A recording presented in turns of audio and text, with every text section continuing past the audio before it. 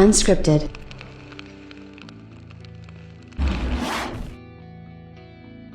So yesterday I was doing a debate with the one and only Tim Dog on Next Gen 720's channel, and something interesting came up towards the end of it, where I was talking about how even though the Xbox Series X is technically more powerful, the PlayStation 5 had been outperforming it or performing just as well for the most part, and he brought up an Avengers thing by Digital Foundry, and that it was a pretty big gulf between the two or whatever, which I hadn't seen at the time. So since that point, I've actually been able to kind of go back and take a look at exactly what they were talking about, see the comparison, and kind of see the breakdowns and things like that to see what was up. And, you know, not to be surprised, a lot of PlayStation fans are sort of calling out Digital Foundry for this. You know, I sort of saw the same thing, I think, last generation, right? When the Xbox One would release a game, and it just didn't perform as well as the PlayStation 4 version. And, you know, a lot of people have trouble kind of dealing with that. Is that the case here?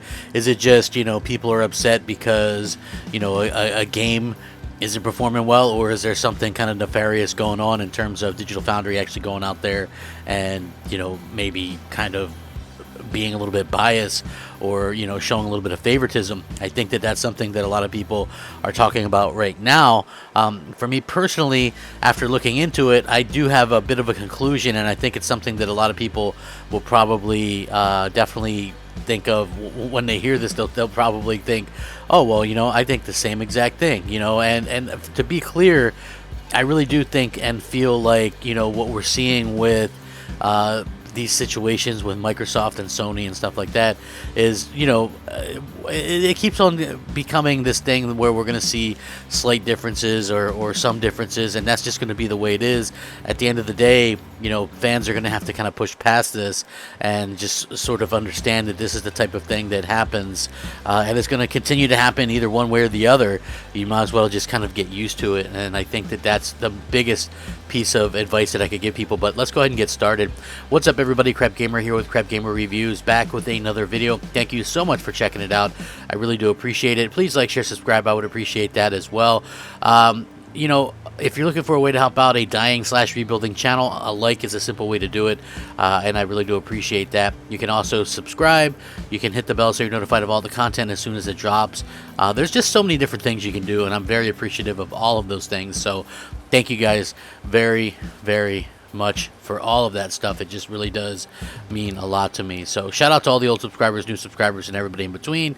I'm always looking for your guys' feedback on this kind of stuff. So what was very interesting about this is the breakdown highly favors the Xbox Series X. Actually, they said that the game is an exemplary in demonstrating how in a post-resolution area, resolution numbers are not the most important aspect for video game visuals, which, again, I sort of said that and stated that before this generation even started. Digital Foundry had sort of mentioned that previously, that we were in this situation where resolution wasn't going to tell the whole story, because once you get past that whole 1080p stuff, and especially once you get into like the 1400, 1800 area, it's almost impossible to tell. Now, you know, we're probably closing in on the DLSS solution for Xbox and PlayStation 5, and it's going to make resolution even less relevant. But it's very interesting because we know that the Xbox Series X has the better horsepower and more horsepower under the hood. So according to this, Xbox Series X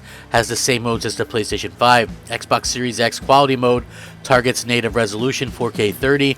Had a hard time finding pixel counts below native 4K on PS5, but had a harder time on Xbox Series X. Notes where in one particular area, the PS5 counted 2088p, where native is 2160 on the Xbox Series X. So slight difference there. Xbox Series X Performance Mode, no checkerboarding, and as a result has less image quality deficits than the PlayStation 5 version, and even had more detail than the PS5 due to checkerboarding on the PS5. Higher resolution, post-processing, higher effects-based frame drops than PS5.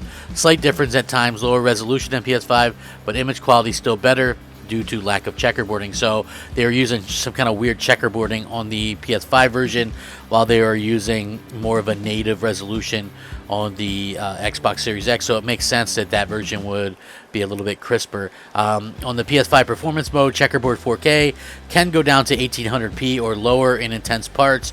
Resolution drops can be obvious. The UI scaling like in PS4 Pro. The text is less crisp as well. The depth of field and motion blur, same as on the PS4 Pro, which is weird why they didn't give some kind of upgrade right there. I don't know. It could just be a lazy job of improving it. Can have higher resolution at times, but image quality suffers due to checkerboarding.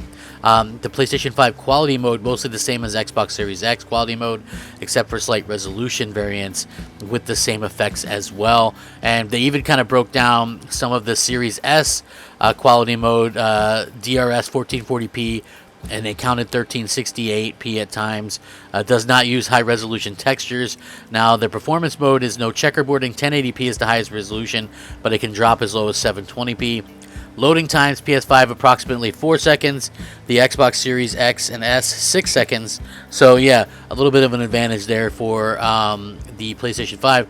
But overall, I do think that it's going to be very interesting to see how people sort of go back and look at this and say, well, did the Xbox Series X do what they originally thought it was going to do? How did these things kind of come about? Is this like a sign of things to come? You know, I feel like that's something that a lot of people are probably going to be asking themselves as time goes along. And, you know, no doubt that there's a good reason that people would bring that up and start talking about that, because, you know, it begs the question. You know, we were told, you know, wait for tools, and, you know, the Xbox clearly wasn't ready for launch when it launched in terms of performance and things like that. I just think that there's very much a lot of things going on behind the scenes here. A lot of PlayStation fans are pretty upset about this, because in some of the areas on this video, obviously the image quality and resolution is better on the Xbox, and they use some kind of weird checkerboard solution, the same one they used on the PS4 Pro. But it, you know, there seemed to be a little bit of a difference between lighting and shadows that are in favor of the PlayStation 5, and nobody ever really mentions that. So it was a little bit weird that that was something that kind of went, you know, unmentioned. And you can see in the video that they actually showcase, like the shadows definitely seem like they favored you know, the PlayStation 5 version, and it does seem like there was some lighting differences and things like that. But you know, at the end of the day, is that going to be something that is going to cause somebody to, you know, get one over the other? I don't know if that's going to be the case. You know, especially where, you know, Digital Foundry seemed to be under attack a little bit from PlayStation fans, and they kind of, the response was that you know, they kind of made a lot of bumbling comments about, you know, there is no real difference, and it was just had to do with certain things in the game, and, you know, and they really were using kind of speculation in terms of their analysis. But is that something that is really going to end up hurting the overall sort of end all of the actual diagnosis of the comparison between the two? And that's something that we don't know yet. So that's, you know, we'll have to kind of keep our eye on that. But it is weird to see how this is kind of change things around a little bit. But yeah, I have to say, for myself personally, if you ask me what I think that the game is just you know, probably they did a better job of putting it on the Xbox, you know what I mean? And that's just probably as simple as best as I can state it. Do I think that this is something that's going to be a running problem? I don't think so.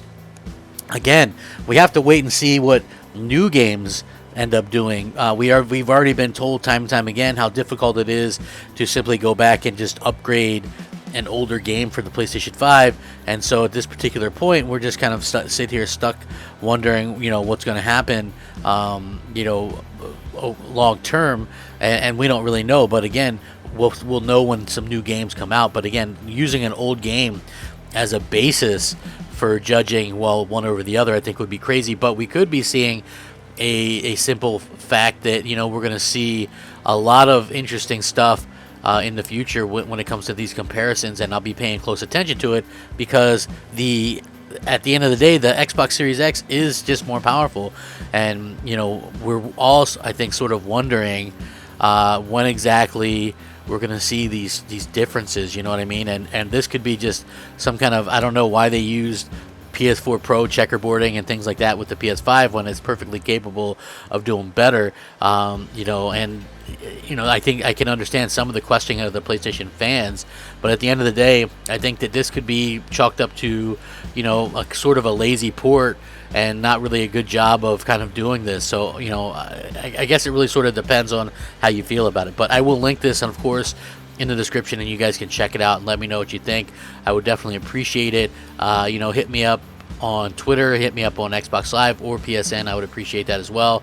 Have a fantastic day. Thank you very much for watching. Take care of each other. Rack 'em up. Game on, my friends. Game on. Crap Gamer out. Unscripted.